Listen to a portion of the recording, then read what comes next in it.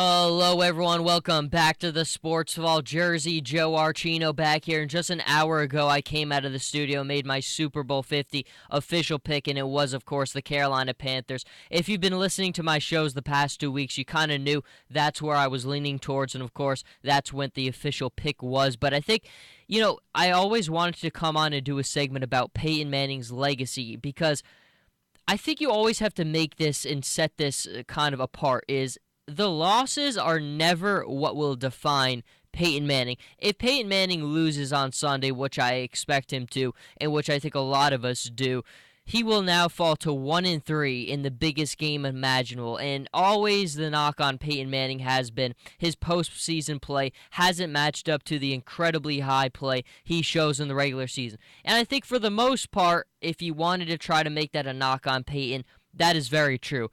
But you also have to look at it from the perspective of the nature of the National Football League. The deeper and deeper you get into these games, the more and more your teams are exposed. Now, I always say 90% of these games are won by the better quarterback, and that is very true. But I think when you look at the losses, they're not always defined by Peyton Manning. Teams win Super Bowls. Quarterbacks are the most important element in the team formula. But teams are what wins a Super Bowl. The Seattle Seahawks handed Peyton Manning one of the most lopsided Super Bowls that we've ever seen. It was a complete mismatch in all three phases of the game. The Seahawks' special teams, defense, and offense routed the Denver Broncos. But in that same regard, you could very easily see in that football game that the Seahawks were the more complete team. Denver had limitations on defense. They had limitations on their offensive line. They had great skilled position players. They had a tremendous quarterback who had a great season. But as a team, they failed. You fail as a team in the biggest game imaginable. We'll look at Tom Brady in the 2 Super Bowls that he lost to the New York Giants. Those aren't losses knocking Tom Brady. The New York Giants delivered great game plans that totally countered everything the Patriots wanted to do. Teams win Super Bowls. It's never a detriment on one player, and I think that knock will always be made. And again, it might not be as much this time around because we all understand Peyton Manning has circumstances, the injuries, the advanced age, the just decline of his physical state. There won't be as much of a knock, but there's always going to be people out there who will want to knock a quarterback who's a lot want to elevate to one of the greatest of all time, who is 1-3 in the Super Bowl.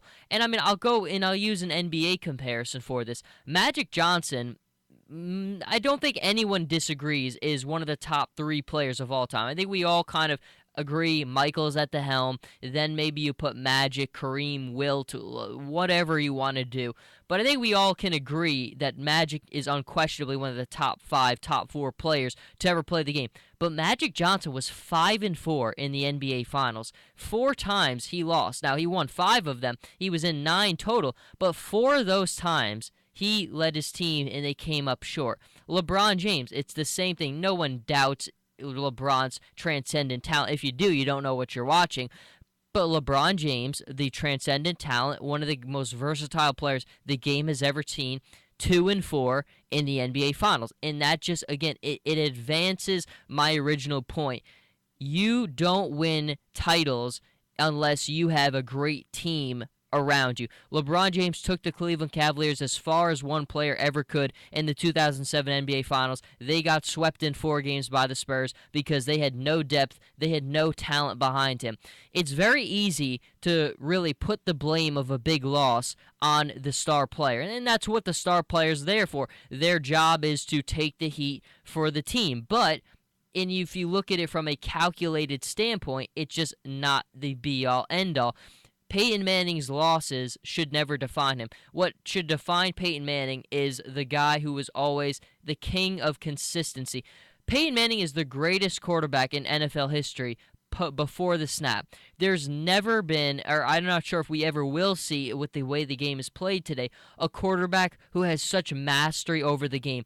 You can never show anything to Peyton Manning without him instantly recognizing it. If you try to show Peyton Manning plays that you have run before, you are asking for trouble because this is a magician when it comes to understanding the game of football, reading what the defense is showing you, It is an art in the NFL to understand how the game is played.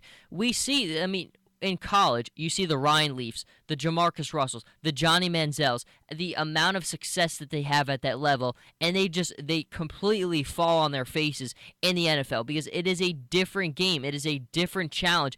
You cannot get by pure talent in the National Football League. You have to grind. You have to understand the game. You have to be a smart guy. You can't be a dope in the NFL, and clearly Peyton Manning is one of the smartest players the game has ever seen, and I think this Sunday, I mean, he has a chance to win. Obviously, are not counting out the best defense in the NFL and Peyton Manning based on what he showed last week. And I think if the biggest thing I had to say why, if you were rooting for Denver and Peyton Manning, why you have to say that you could have a chance is he played fearless in the AFC Championship game against the New England Patriots. He really played like this could be it for me. I have nothing to lose, so I'm going to give my body up. I'm going to do whatever it takes to get to the final peak one more time. And I really felt like sometimes in the playoffs you saw Peyton playing a little bit guarded, but my goodness, you watch that game. Some of the sacks he took against the Patriots, some of the hits he was taking,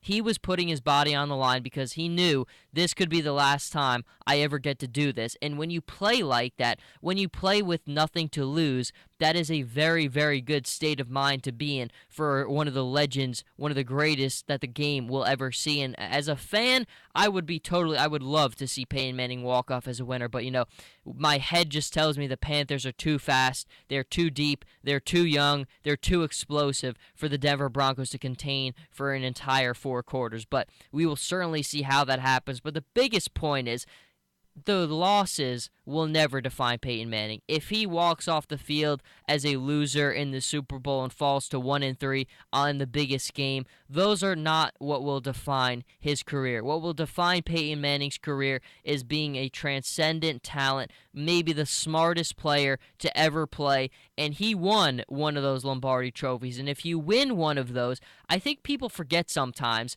how difficult it is to win the Super Bowl.